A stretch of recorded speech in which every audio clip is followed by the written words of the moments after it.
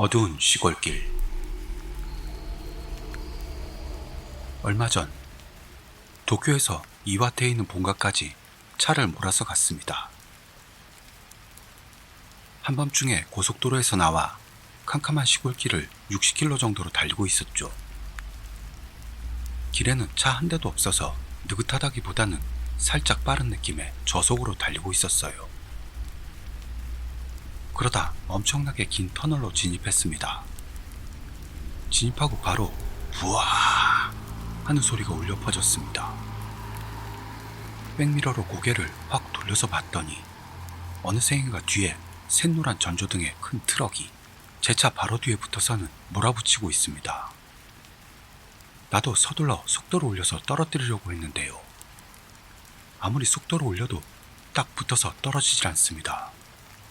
뭐야 이 자식 생각했습니다만 터널을 빠져나간 곳에 휴게소가 있는 걸 떠올리고 터널을 나가면 휴게소로 들어가서 일단 양보하자 생각했어요. 터널 출구가 보이는 곳에서 재빨리 깜빡이를 켜고 쫓기듯 터널을 빠져나와 휴게소로 들어갔습니다. 어디 트럭인지 알아보려고 했는데 이상하게도 그렇게 바짝 달라붙어 달리던 트럭은 어디로 갔는지 보이지 않았습니다. 엄청난 소리를 내며 달려왔으니 지나갔다면 분명히 알았을 텐데요. 전혀 모를 일이었습니다. 터널에서 나온 지점은 전망도 좋은 곳으로 멀리서 달리는 차의 불빛도 보일 정도라 트럭의 노란 불빛을 찾아봤는데요. 그렇게 보이는 불빛은 없었습니다. 헐, 그럼 대체 뭔 거야? 생각, 혼란에 빠져 있는데 차창을 통통 두드리는 소리가 들렸습니다. 엄청 놀라서 우와! 소리 지르며 봤더니 창밖에서 미안합니다 하는 소리가 들렸어요. 봤더니 25, 6세 정도의 여성이 서 있었습니다. 조심조심 창문을 열었더니 미안하다는 듯 놀라게 해드려서 죄송합니다. 실은 차가 안 움직여서요. 남편한테 데리러 와달라고 부탁했는데 아무리 기다려도 안 오네요. 핸드폰 충전도 다 돼버려서 연락도 못하고요. 괜찮으시다면 핸드폰 좀 빌려주실 수 있을까요? 이런 얘기들을 했죠. 괜찮아요 하며 핸드폰을 빌려주니 고맙습니다 하더니 전화를 걸기 시작했습니다. 하지만 전혀 받지 않는 모양으로 잘 썼습니다 울상이 되어서는 핸드폰을 돌려줬습니다. 내가 모셔다 드릴까요?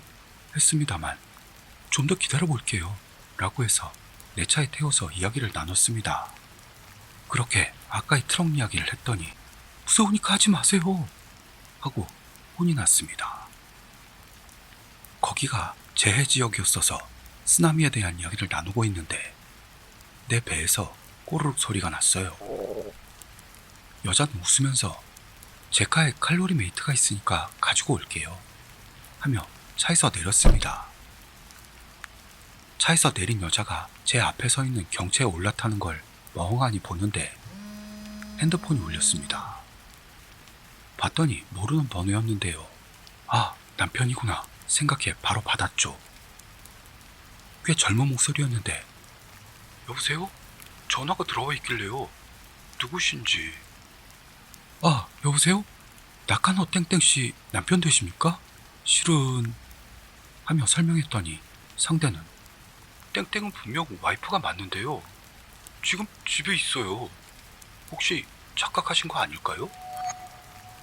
나는 그런가? 생각하면서 집 위치를 물어봤더니 여자가 말했던 위치와 맞습니다. 남편도 섬뜩해하고 있었고요. 전화 너머에서 와이프로 보이는 사람이 왜? 무슨 일 있어? 말하는 것도 들려오는 바람에 나도 혼란스러워. 아니, 직접 말해보시겠어요? 하면서 전화가 연결된 채로 차를 나와 경차가 있는 곳으로 다가갔습니다. 거기서 깨달았습니다. 그 경차가요, 완전히 너덜너덜한 폐차였습니다. 창문은 깨져 있고 보닛은 찌그러져 있었어요. 덩굴까지 얽혀 있어 진짜로 너덜너덜했어요. 물론 여자 같은 건 타 있지 않습니다. 멍하니 서 있는데 전화가 띡 하고 끊어졌습니다. 이것저것 묻고 싶었지만 다시 걸기도 무서워 그대로 본가로 돌아갔습니다. 부모님, 친구들에게도 이야기해봤습니다만 그런 차가 있을 리 없다고도 하고 그런 이야기도 들은 적이 없다나요. 돌아갈 때는 터널을 이용하지 않고 옛길을 지나 돌아왔어요. 그 터널은 이제 다시 안 갈 것 같습니다. 오프라인 모임. 인터넷에서 알게 된 8명의 젊은 남녀가 오프라인 모임을 갖게 됩니다. 대부분이 실제로 얼굴을 본 적이 없는 사람들 뿐이라 다소 불안함도 있었지만 결국 모두 모여 유원지에서 놀자 하게 된 거죠. 그리고 당일이 되어 만나기로 한 장소로 참가자들이 속속 모여들었습니다만 A라는 이름의 남자가 좀처럼 나타나질 않네요. 어쩔 수 없이 그냥 7명이 가자 결정했을 때 어느새인지 한 젊은 남자가 옆에 있는 걸 깨달았습니다. 그래서 혹시나 하는 마음에 말을 걸었는데 그럼 갈까요? 하며 그 사람이 일어섰습니다. 유난히 부자연스러운 언덩이였지만 그때는 모두가 놀려고 안달이 난 상태라 별로 신경도 쓰지 않았죠. 서로에게 간단히 자기소개를 마친 뒤 모두 유원지로 들어갔고 처음엔 어색했던 그들도 드디어 와글와글 떠들썩하게 놀게 됐던 건데요. A만은 어딘가 뭔가를 감춘 것 같은 구석이 있었습니다. 평범하게 이야기하고 있고 다른 사람이 화제를 던져도 반응은 하는데요. 아무리 봐도 상대를 깔보며 우습게 보는 듯한 분위기가 있었습니다. 채팅이나 게시판에서는 보다 적극적으로 흥을 돋우는 그런 캐릭이었을 텐데 현실 성격과의 갭으로 인해 모두가 의심을 품고 있었어요. 그렇지만 넷상에서도 A는 자기 이야기만은 그다지 안 해서 대체 어떤 인물인지는 아무도 알지 못했죠. 하여 흥이 올랐던 그 자리도 어쩐지 흐지부지 됐고 해가 저물어 이젠 끝낼 시간이 된 겁니다. 그런데 각자가 헤어지고 돌아갈 때가 되자 A가 저랑 같은 방향인 분 계시면 차로 태워드릴게요 하는 말을 꺼냈습니다. 거의가 전철로 왔는데 A는 차를 가지고 와 근처에다 세워놓은 모양이었죠. 분명 지금까지 A의 차가운 태도는 마음에 안 든 부분도 있지만 그의 말대로 하면 전철 요금이 공짜가 됩니다. 결국 T라는 남자와 S라는 여자가 A의 차에 편승하기로 된 겁니다. 이렇게 첫 대면인 셋의 야간 드라이브가 시작됐죠. A의 차는 중고차인 모양인데 꽤 손질이 잘 되어 있었습니다. T와 S는 뒷좌석에 앉아 A의 운전을 지켜봤는데요. A는 잘난 척하는 일 없이 안전운전에 유의하고 있었죠.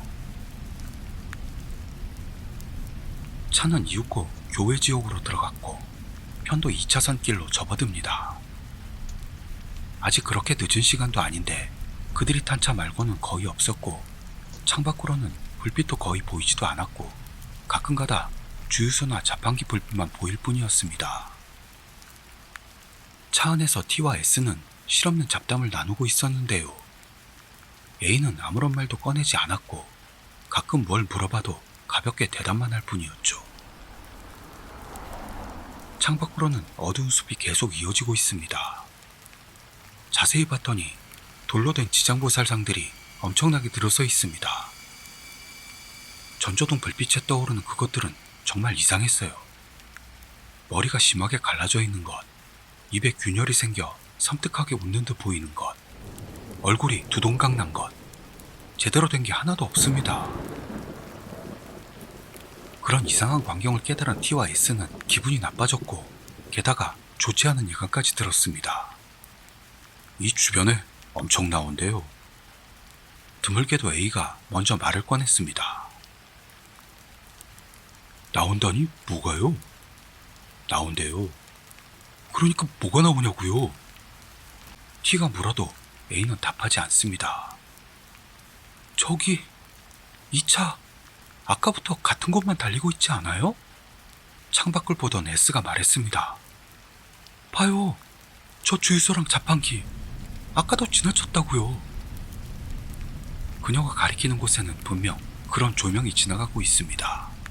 그럴 일은 없습니다. 대답한 건 A였습니다. 억양없는 단조로운 말투였죠. 이 도로는 외길이니까요. 커브길도 없는데 같은 곳을 지날 순 없죠. 외곽길이라는 게 전부 비슷하잖아요. 기분 탓입니다. A는 처음이라고 해도 좋을 만큼 길게 말을 잇더니 마지막으로 헤헤 하고 낮게 웃었습니다. 그 웃음소리를 듣자 T도 S도 그 이상은 아무런 말도 할 수 없었습니다. 한참을 침묵이 계속된 후 A는 손을 뻗어 뭔가 부스럭대더니 테이프를 꺼냈습니다. 뭐 좀 들을까요? A는 테이프를 카스테레오에 넣었습니다. 하지만 음악이 흘러나오진 않습니다. 2, 3분이 지나도 전혀 아무것도요. 침묵과 압박감을 참을 수 없던 T가 입을 엽니다. 아무 소리도 안 나는데요. A는 아무 말이 없습니다. 제대로 넣은 거 맞아요? 침묵. 저기요, 안 들리잖아, 아무 소리도. 아, A가 입을 엽니다. 한밤중에요. 집안에서 테이프를 돌려놨어요. 저는 외출했고요. 집안 소리를 모으려고 녹음을 돌려놨다는 겁니다. 왜 그런 짓을? 왜냐하면 내가 집에 없는 동안 뭔가가 대화를 나누는지 녹음할 수 있을지도 모르니까요. 뭔가라니? 그게 뭔데? 침묵. 그 이상 A와 대화를 나누면 안 되겠다고 생각했죠. 그러는데 S가 갑자기 비명을 지릅니다. 창밖에 다시 그 섬뜩한 지장보살상들이 들어서 있던 겁니다. 야, 세워! T가 소리쳤지만 A는 아무 말도 하지 않습니다. 세우라고! T가 다시 한번 소리치니 차가 조용히 멈췄습니다. T와 S는 넘어지듯 차에서 내렸죠. 그리고 차는 다시 출발하더니 멀어져 갔습니다. 남겨진 T와 S는 주변을 둘러보다가 서로 얼굴을 마주보며 둘 다 새파래져서는 떨었습니다. 거기에는 돌로 된 지장보살상 같은 건 없었고 그러기는커녕 그들이 놀던 유원지 바로 옆이었던 겁니다. 외길을 계속해서 달렸는데 어째서 다시 돌아왔는지 전혀 알 수가 없었죠. 그리고 그것뿐만이 아니었습니다. 나중에 다른 참가자에게 연락을 해봤더니 A는 시간을 착각해 만나기로 한 장소에 왔다가 한참을 기다린 끝에 그대로 돌아갔다는 겁니다. 그렇다면 오프라인 모임에 참가했던 그 남자는 대체 누구였던 걸까요? 나중에 T는 거의 같은 길을 지나갈 기회가 있었는데요. 도로 어디에도 돌로 된 지장보살 같은 건 없었다네요. 나랑 똑같고 타는 차도 똑같아. 30년 정도 전부터 나랑 똑같고 타는 차도 똑같다는 사람이 있습니다. 20대 무렵 시골에선 그다지 길거리에서 볼 수 없는 스포츠카를 타던 시절 회사 선배에게서 너 여자 자주 갈아치우네? 얼마 전 지나쳤어? 하는 말을 들었습니다. 물어봤더니 저는 그 시간 거기로는 지나지 않았어요. 그때는 뭐 닮은 놈이 있나 보다 정도로만 생각했죠. 그게 3, 40대로 나이 먹어가며 차를 바꿔도 마찬가지로 전에 너 봤어? 분류는 안 돼. 하는 말을 들었는데요. 결국 아버지에게서까지도 들었습니다.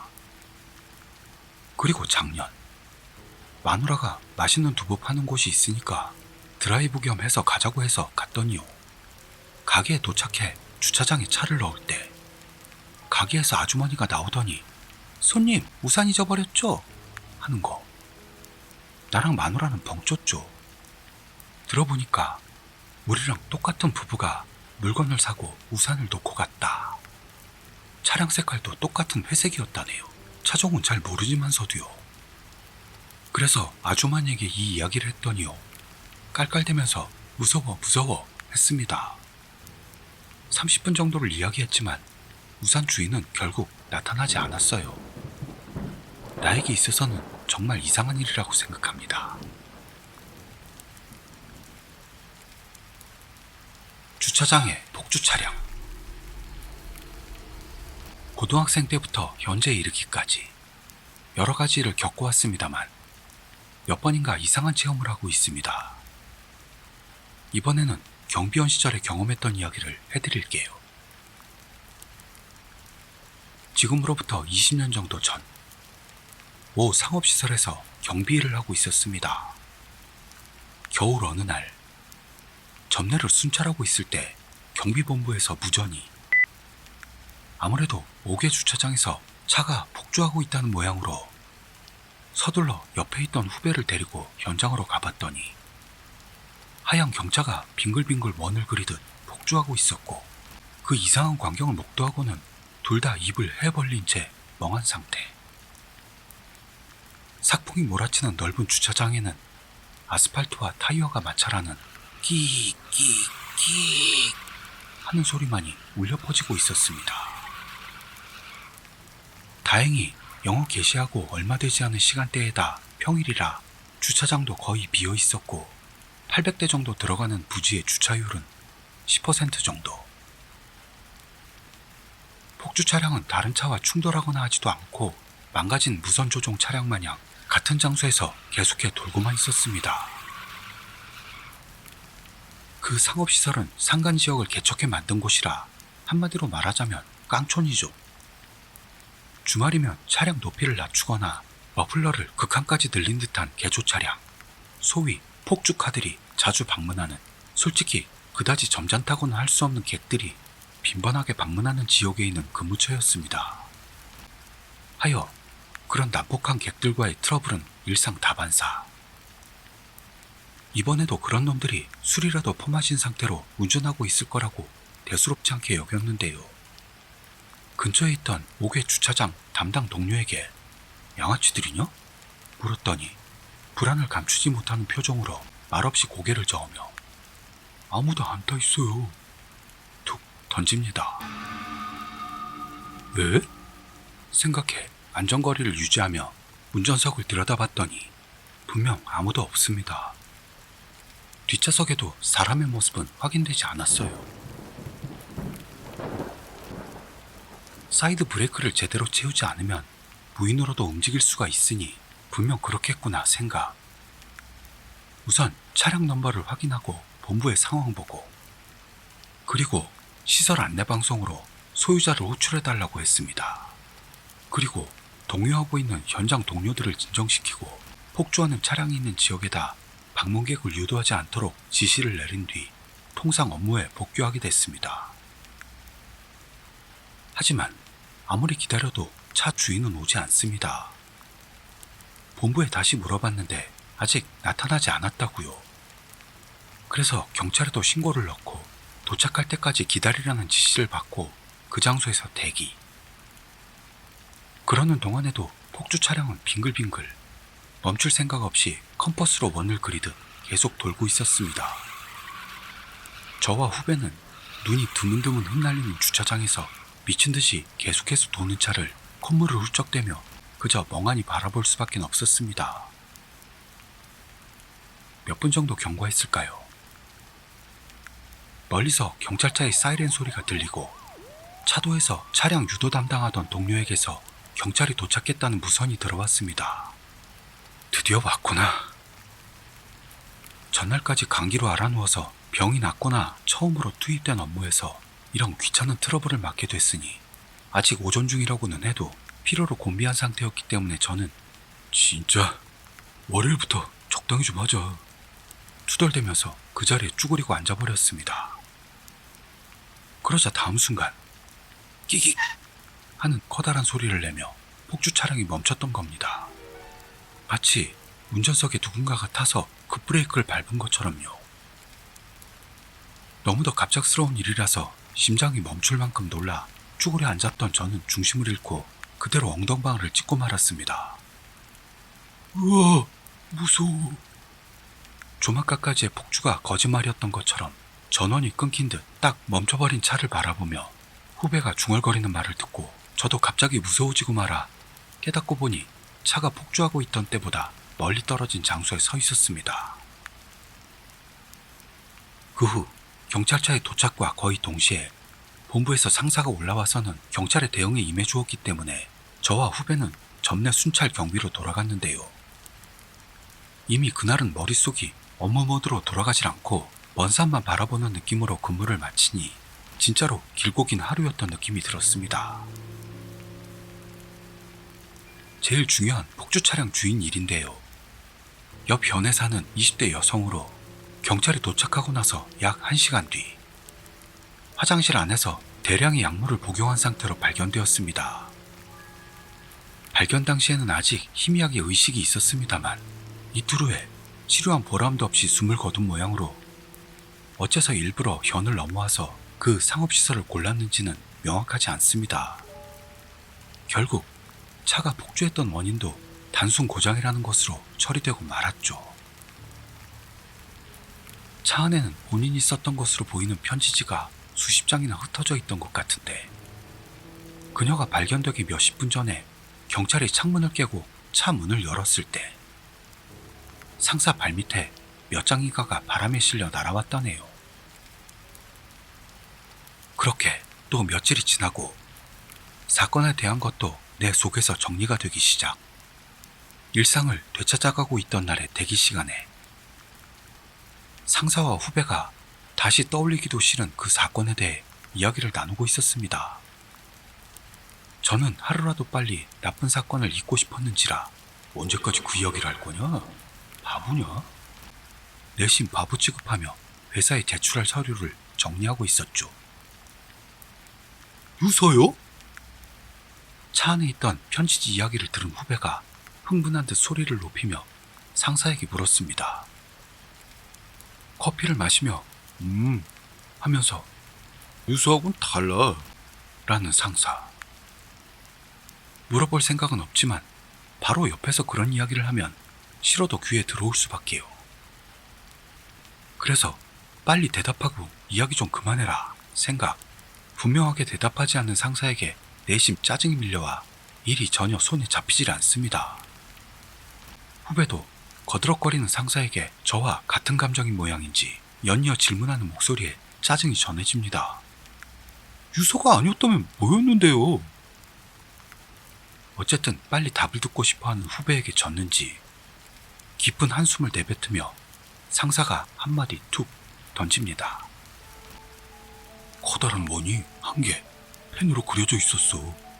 그런 게 수십 장 있었어. 다음 순간 제 머릿속에 겨울 하늘 아래에서 무인인 상태로 빙글빙글 원을 그리며 계속해 도는 하얀 경차가 떠올랐습니다. 그 폭주 차량은 그냥 고장이었을까요? 그 뒤로 20년 정도 지난 현재도 저는 도저히 그럴 것 같지가 않습니다.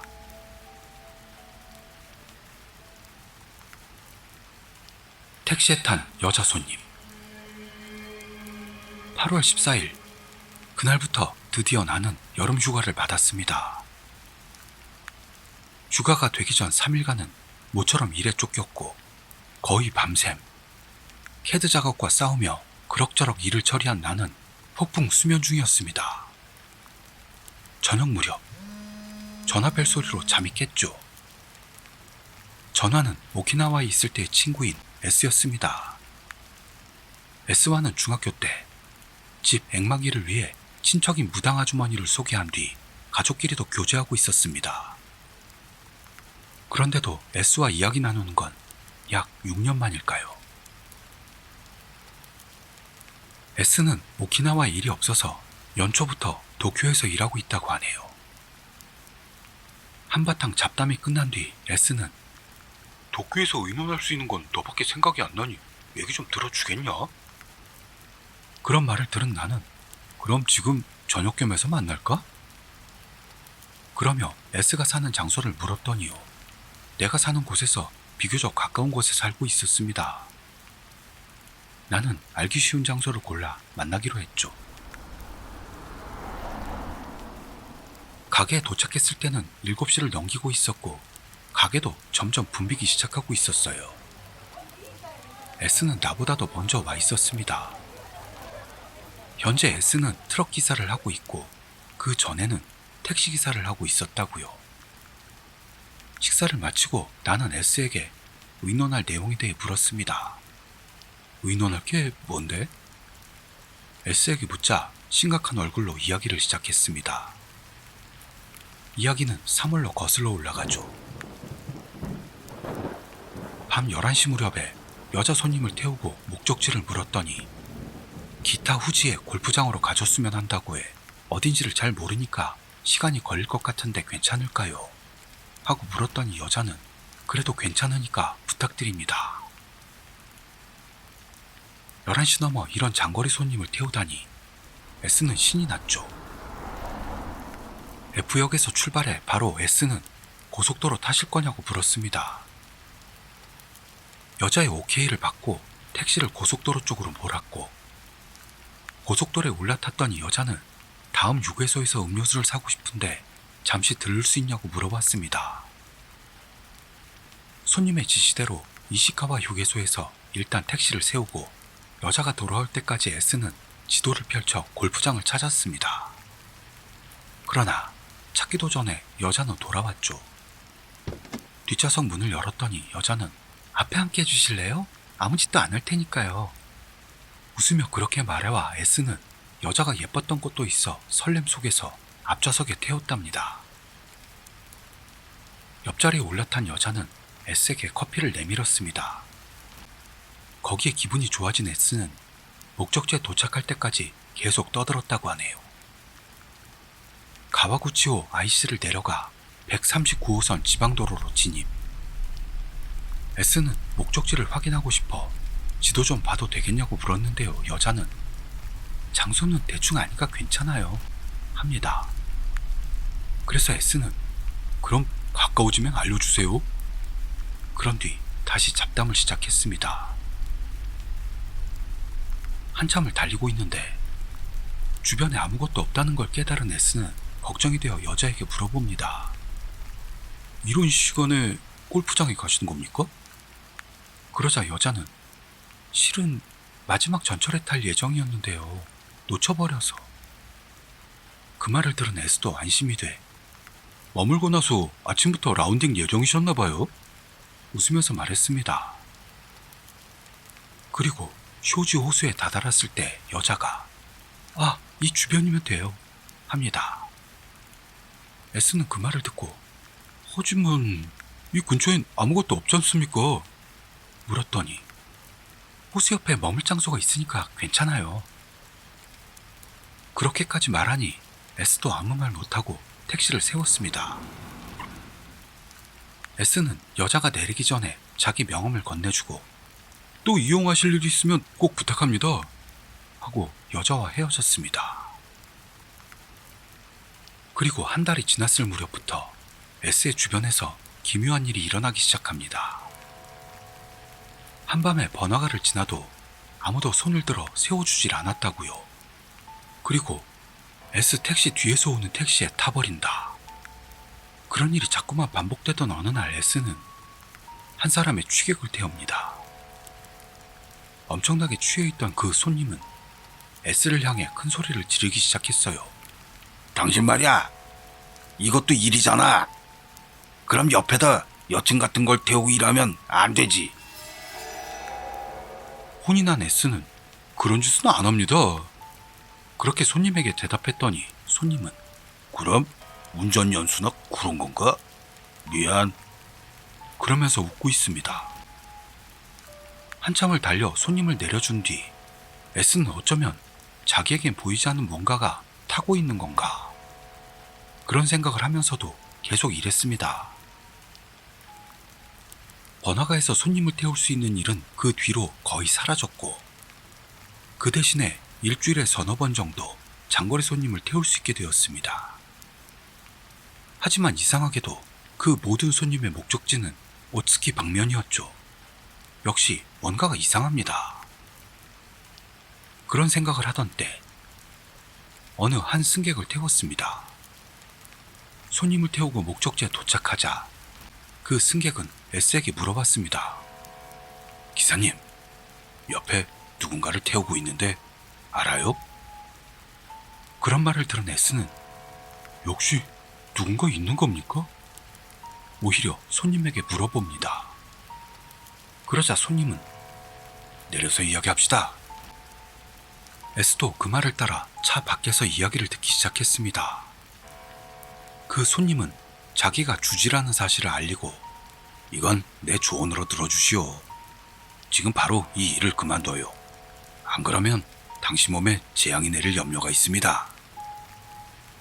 그러더니 잠시 여기서 기다려달라더니 집에서 부족을 가지고 나와 조수석에 붙이고는 앵마기 같은 걸 행해 주었습니다. S는 주지의 조언에 따라 회사를 그만두었다고요. 그리고 바로 트럭 일을 시작했습니다. 그 뒤로는 이상한 일은 없었는데요. 그러던 어느 날 미나미 오타리까지 배송을 부탁받아 한밤중에 중앙고속도로를 달리고 있었습니다. 그리고 오츠키에 합류하는 도로에 다다랐을 때 S의 트럭 옆을 택시가 추월하려 하고 있었습니다. 그 택시를 봤더니 조수석에 S가 태웠던 여자가 있었어요. 그 여자는 물끄러미 S를 보고 있었다고 합니다. S는 자신에게 이건 기분 탓이야, 기분 탓이라고 타이르며 고속도로를 빠져나와 국도를 통해 미나미 오타리까지 갔습니다. 돌아올 때도 S는 고속도로를 이용했죠. 돌아올 때는 반대 방향이니까 괜찮겠지 생각하고 차를 몰았는데요. 역시 같은 장소에서 똑같은 일이 일어났다고 합니다. S의 이야기를 다 듣고 난 나는 지금은 괜찮냐? 물었습니다. 그러자 지금은 막 여름 휴가를 받았으니 이상한 일은 없지만 하며 말을 마친 S는 왜 그 여자가 보이는 걸까? 거꾸로 내게 물었습니다. S는 자기가 여자를 내려준 장소가 어떤 장소인지를 모르는 모양입니다. 나는 너 아무것도 모르는구나. 네가 그 여자를 내려준 장소 옆이 바로 아오키가하라야. S는 눈을 껌뻑거리며 아무것도 모르는 듯 그게 뭐야? 하는 말을 해봤습니다. 자살의 명소인 주카이라고. 그 말을 들은 S는 이제야 이해가 된 모양. 너 주지 스님의 행동 같은 거로 이해가 안 갔냐? S는 극단적 선택 같은 건 일절 생각하지 않았던 것 같았습니다. 뭔가 사고라도 있었는지 모르겠다 정도는 생각된 모양입니다만요. 그리고 S는 자기는 그 장소에 가서 향이라도 올려야만 하겠답니다. 나는 냉담하게 그만두라고 했습니다만 들을 생각을 안 합니다. 갈 거면 혼자서 가. 나는 안 간다. 이렇게 말하자 S는 나를 매정한 놈으로 몰기 시작했습니다. 너무나 끈질겨서 나도 포기하고 같이 가게 되었죠. 뭐가 좋다고 이런 한밤중에 그것도 휴가철에 자살의 명소에 가야만 하는 거냐? 그렇게 내뱉으며 S가 여자를 내려준 곳으로 향했습니다. 생각보다 고속도로는 밀리지 않았고 밤 1시 전에는 그 장소에 도착해 가까운 주카이 입구에서 향을 올리라고 나는 S에게 재촉했죠. 그 여자가 정말 나쁜 선택을 했는지 어떤지 나는 알 수가 없습니다. 그래도 왠지 모르게 그런 느낌이 들었어요. 선향을 올리며 S는 꼼짝도 하지 않았습니다. 이런 곳에는 너무 오래 있고 싶지는 않았던 나. 강제로 S를 잡아 끌어 차에 밀어넣고 주카이를 뒤로 했습니다. S는 침울해 있었습니다. 나는 S에게 말을 걸었어요. 그 여자 이뻤냐? 그러자 S는 심각한 얼굴로 진짜로 예뻤어. 딱 내 취향이었어. 그 말을 들은 나는 조금이나마 기운이 나면 좋을 텐데 그런 생각을 하며 차를 달렸습니다. 잡담을 나누면서 달리고 있는데 S가 갑자기 소리를 질렀습니다.